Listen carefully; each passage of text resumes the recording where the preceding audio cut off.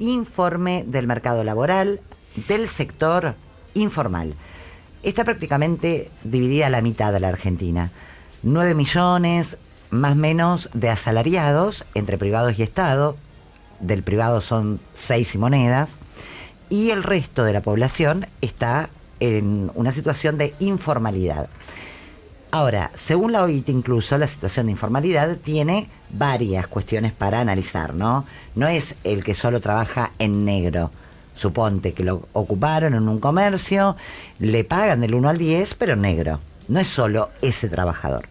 Así que estamos en comunicación con Alberto Calvo, de la Fundación Colsecor.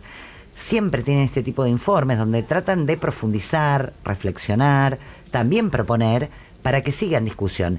El mercado laboral cambió hace mucho tiempo en Argentina, bueno, en el mundo seguramente estará haciendo lo propio, pero nos importa lo nuestro.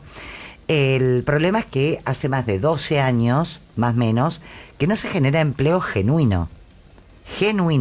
Entonces, bueno, lógicamente la gente se las va rebuscando. Es claramente el rebusque para poder sobrevivir, y la pandemia lo puso todavía, explotó más. Por eso también no vemos el reflejo en el número de desocupación que deberíamos ver. Pero vamos a sumarlo. Alberto, ¿cómo te va? Mariana Sotele te saluda. Hola Mariana, ¿cómo estás? Buenas tardes. Buenas tardes, gracias por atendernos y por los informes estos que la verdad son temas muy interesantes para debatir con un poco de profundidad, ¿no? Con lo que nos permite la radio. Ustedes lo han hecho muy profundamente el informe. Primero, me gustaría que le contemos a la audiencia quiénes son los que están considerados informales en nuestra economía.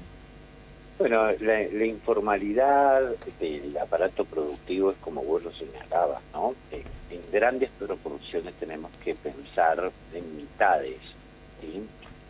Con un dato importante que tiene que ver que la mitad de la formalidad se establece coparticipando el sector público, que el sector público no es obviamente solo el Estado Nacional, sino los estados provinciales, los estados municipales, claro. Y el sector privado, y allí voy al punto de la introducción que vos señalabas muy bien, que tiene que ver con el no aumento, y si hay un aumento es apenas visible, de esa productividad laboral formal escasísima que estamos teniendo desde hace muchísimo tiempo, ¿no?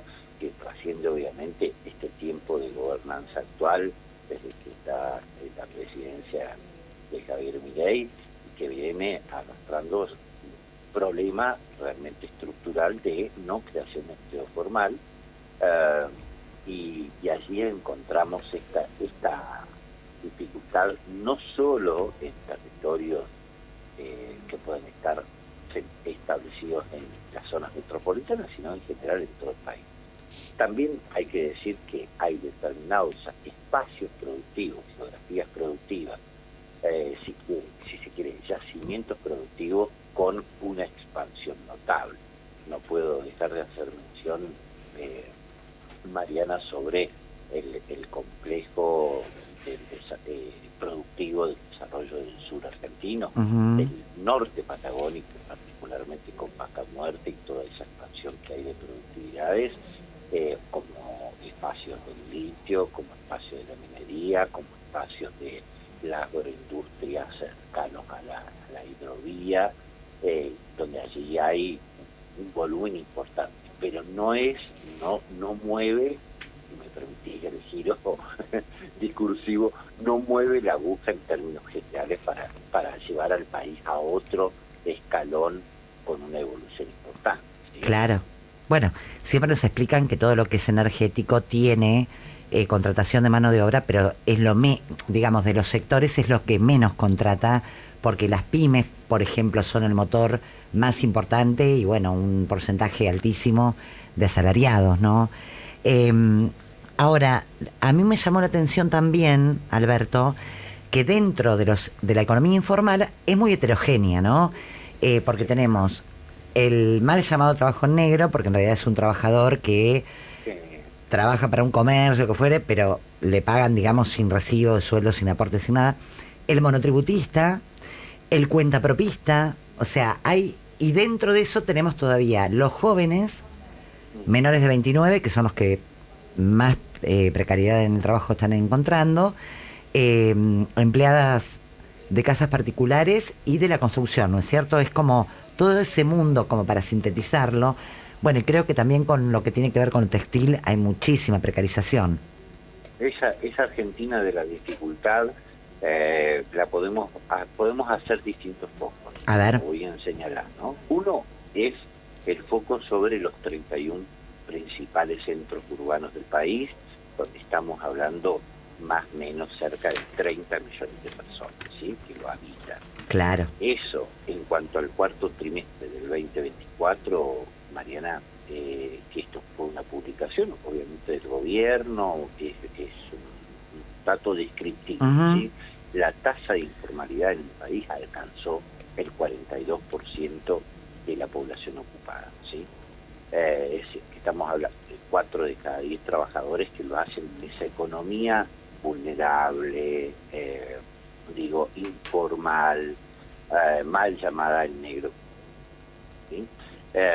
Ese panorama afecta principalmente juventudes, sectores históricamente vulnerables, y allí podemos establecer un conector, por ejemplo, con el sector de la construcción, con el sector del trabajo domiciliario, el sector manufacturero y particularmente la industria de confección de ropa. Claro. Esto es paradigmático y esto es un capítulo aparte que si tenemos un minuto después nos podemos detener para ir sobre esa simbología productiva e informal de ese ícono, la salada, donde ya no es la salada del conurbano bonaerense, sino son hay una multiplicación de saladitas, ¿no?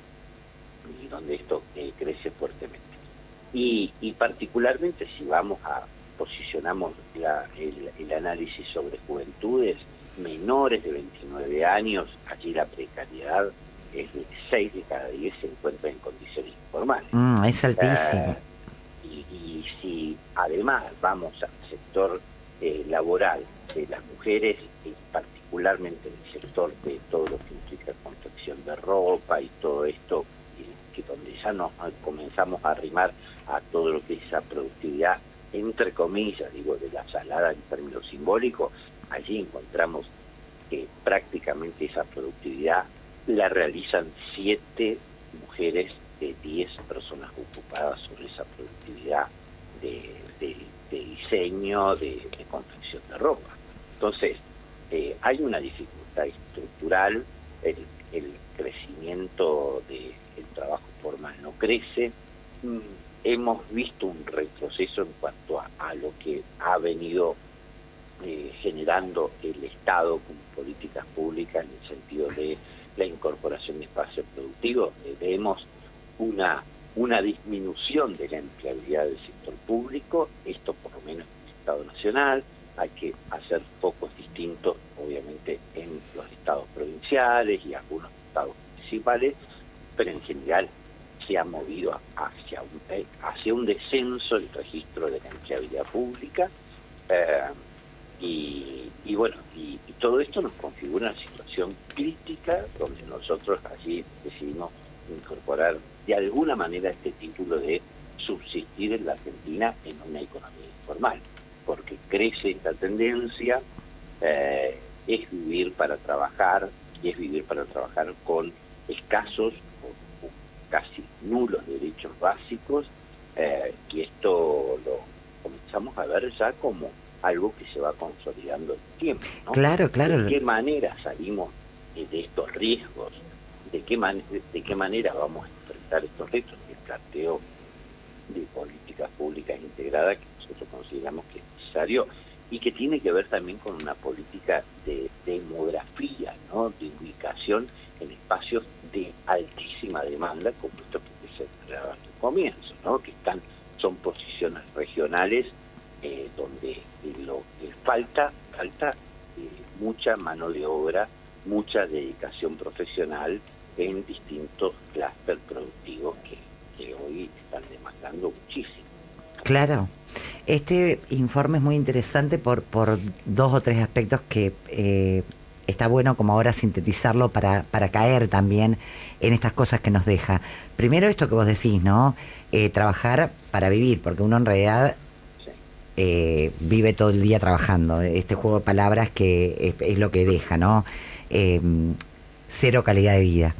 Y después lo otro es que también no estamos viendo reflejado el verdadero número de la desocupación, porque la gente rápidamente se reconvierte en un Didi, en un repartidor, en un pizza para hornear, en una modista a domicilio, en algo para buscar el mango. Entonces, también es algo para estar mirando atentamente, ¿no? Porque viste que con todos los despidos que hubo, cerraron muchas pymes, uno esperaba que esto se refleje en al menos 2 dígitos. Pero claro, desde la pandemia el trabajo empezó a estar cada vez más precarizado, con lo cual, bueno, lo que está habiendo es un reemplazo rápidamente de la gente para buscar un ingreso, pero con algo muy precarizado. Por eso no está el reflejo ahí, está en 7, 8, porque si no sería 30. Exacto, y allí tenemos que incorporar un elemento que también ha sido un motor, entre comillas, lo digo muy entre comillas, creativo de iniciativas o de desplazamientos, por lo menos de búsquedas desesperadas, podemos decirlo, ¿no? Que tiene que ver con aquello que viene desde las plataformas de economía y de comercio electrónico, digo, las plataformas de movilidad, donde han encontrado allí un crecimiento exponencial. Bueno, antiguamente, recordemos, Mariana, estaba la opción del remis de barrio, ¿no? Claro. Y esto que fue durante años una salida, también una organización de un ingreso, ¿sí? Y ahora lo es a través de estas plataformas, ¿no? Claro. Y en distinta escala está el delivery para otra plataforma de traslado de comida, tantas otras opciones que tienen que ver con todo esto. Bueno, eso también tiene una fragilidad, eso también no es un proyecto estabilizado en el tiempo, son de proyectos de tránsito, y si recordás un elemento que nosotros conversamos contigo de agenda pública, nosotros planteábamos, bueno, allí hay donde estamos viendo una necesidad de superación de estas dificultades, es cuando estamos viendo ese ingreso creciente, mucha ciudadanía yendo a la universidad pública a capacitarse. Claro. Porque realmente está generando una condición de ingreso, es insuficiente, no lo satisface y entiende que tiene una fragilidad tal que tiene que ir a constituir un saber para tener mejores oportunidades para su desarrollo personal y familiar. Alberto, la última, y te despido, pero en realidad es una repregunta porque me quedé con la duda, lo leí en el informe, pero sí, claro, en tanta información, ustedes citaron a Salvia, nosotros hablamos siempre con ellos, el Observatorio de Deuda Social de la Universidad Católica, y era el número que si uno suma la gente que está en una precariedad muy importante en el mercado laboral, más la desocupación que sale en el INDEC, ¿estamos ahí en más o menos 30 o era otro dato? Porque ahora se me puso el 30 y no me acuerdo de qué. Mira, prácticamente digo, por eso le señalaba esto de la encuesta permanente de hogares sobre los 31 principales centros, y estamos hablando de una proporción importante de 30 millones de personas, con el 42% de una población establecida la tasa de informalidad. Claro. ¿Sí? Si lo extendemos, digo, a un universo muy generalizado de la Argentina, estamos superando las mitades. Esa mitad es un tal de mitad sin duda de informalidad. ¿Por qué? Porque hay un retroceso del espacio público en cuanto a la empleabilidad formal, y por otro lado, esto que vos señalabas en la introducción, no hay una fuerza creativa de empleo formal constituido por el sector empresario tradicional. Digo, claro. No, salvo aquellos espacios, como señalaba en un momento, de esos espacios regionales, digo, petróleo, energía, minería, Sí, esos abrir micromundos el que, bueno, todavía no captan, no van a resolver de per se solos todo, la mitad del mercado laboral prácticamente que tenemos, ¿no? Afuera. Exactamente. Y además hay que remarcar, y ya nos despedimos con esto, que encima el empleo genuino, digamos el asalariado, no está también ha perdido ese poder adquisitivo que antes tenía un asalariado, ¿no? Que le aseguraba de por sí el tener el trabajo, salir de la pobreza. Hoy tampoco ocurre. O sea que lo que teníamos acomodado, que era el asalariado, lo tenemos desacomodado. Lo tenemos desacomodado, tenemos también un desacople de algo en el debate productivo de la Argentina comienza a tener menos protagonismo, y esto también hay que señalarlo, Mariana, que tiene que ver con el rol de los sindicatos. Uh-huh. No crece esa empleabilidad del sector privado, disminuye en el sector público, los sindicatos empiezan a tener un peso mucho menos gravitante en esa discusión del orden público. Y por otro lado, es toda esta fragilidad, toda esta vulnerabilidad de la que estamos hablando, de esta economía informal, nos incorpora, mirando a corto plazo, cómo vamos a generar las condiciones para los adultos mayores que año a año se van jubilando, entre comillas, si tienen alguna condición de posibilidad. Pero dada esta realidad que estamos viendo, el futuro comienza a estar mucho más difícil, más complejo, claro. Generaciones, sí, y ni te cuento, porque hay un retroceso. Claro, y ni te cuento que no son propietarias esas generaciones que van a llegar a la tercera edad, y otro elemento, el elemento de las separaciones y los divorcios, que no va a estar la doble pensión. Hay mucho ahí para mirar, ¿eh? Sí. Alberto, querido, gracias, y sumamente interesante todo lo que hacen. Gracias por este insumo, como le digo siempre yo. Un abrazo. Dale, abrazo grande. Gracias, Mariana. No, por favor. Ahí estaba Alberto Colsecor, es referente de la fundación, Alberto Calvo, Fundación Colsecor. Ahí está, todo, mucha C. Sí. Interesantísimo, porque viste que uno habla de, no sé, los argentinos están endeudados, los argentinos no llegan a fin de mes, los argentinos están pasando mal. Bueno, hay que desmenuzar bien qué pasa.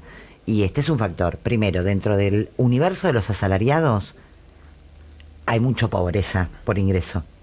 El asalariado, el empleo genuino. Y en el otro, la otra parte del mercado laboral, que es el informal, bueno, ya ahí tenés una sumatoria de cuestiones, ¿no? Que hacen que tengas menos derechos, que estés laburando todo el día, de acá para allá, para ganar. Porque yo escucho mucho que dice, no, pero ojo, el Rappi gana bien, pero el Rappi para ganar bien tiene que estar con el tuje sentado un montón de horas. Sí, aparte de que las aplicaciones, Rappi, Uber, demás, no tienen seguro, y todas esas condiciones laborales. Sí, está desprotegidísimo.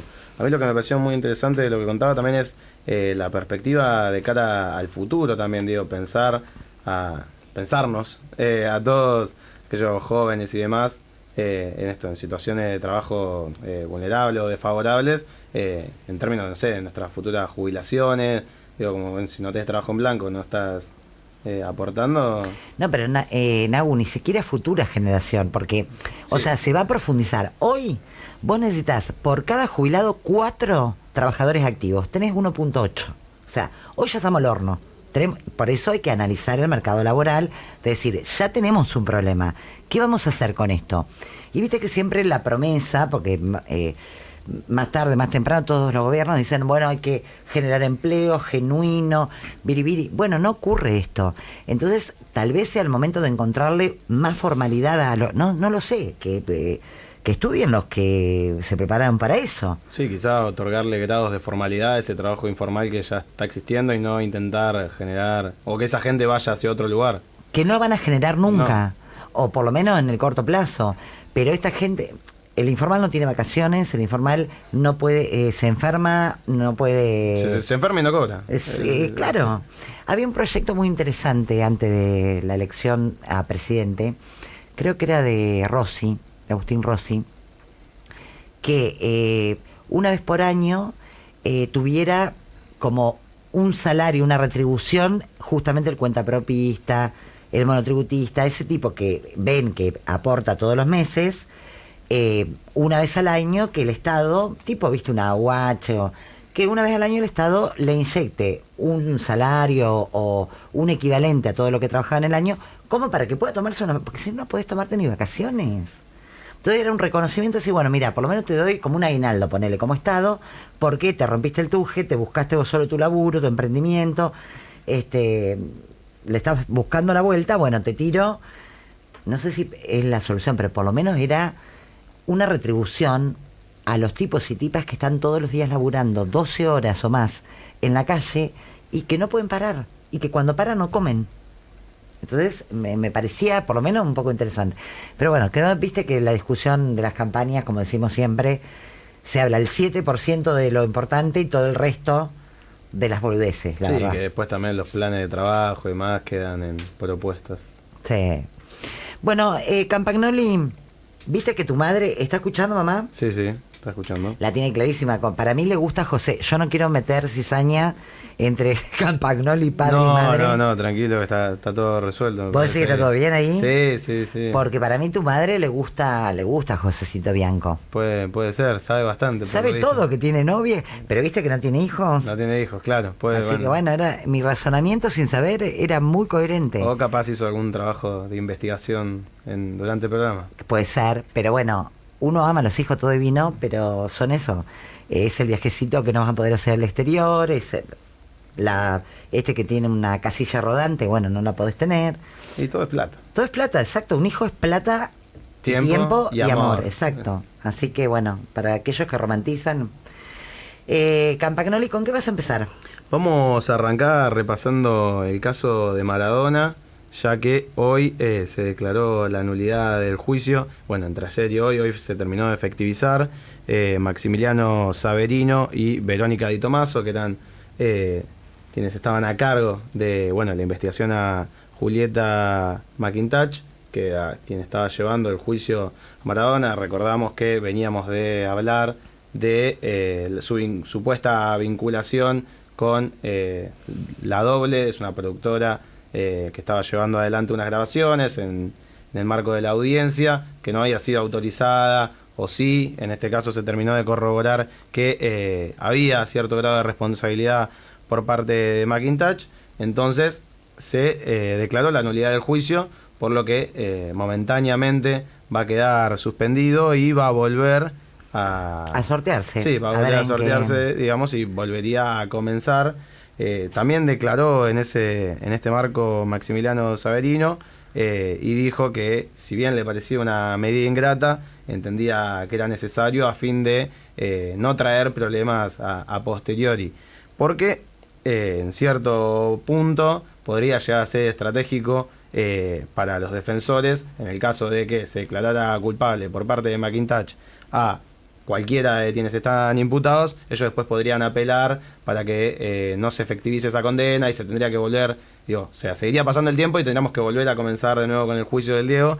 Entonces le parecía lo más prudente declarar la nulidad en este momento, y bueno, quedó a la espera de volver a sortear y que se le vuelva a asignar. A ver en cuál cae de San Isidro. Exactamente. En ese marco también fue apartada McIntosh de su cargo momentáneamente por 90 días, es decir, hasta agosto no podrá volver a ejercer su profesión, y bueno, quedamos en esa.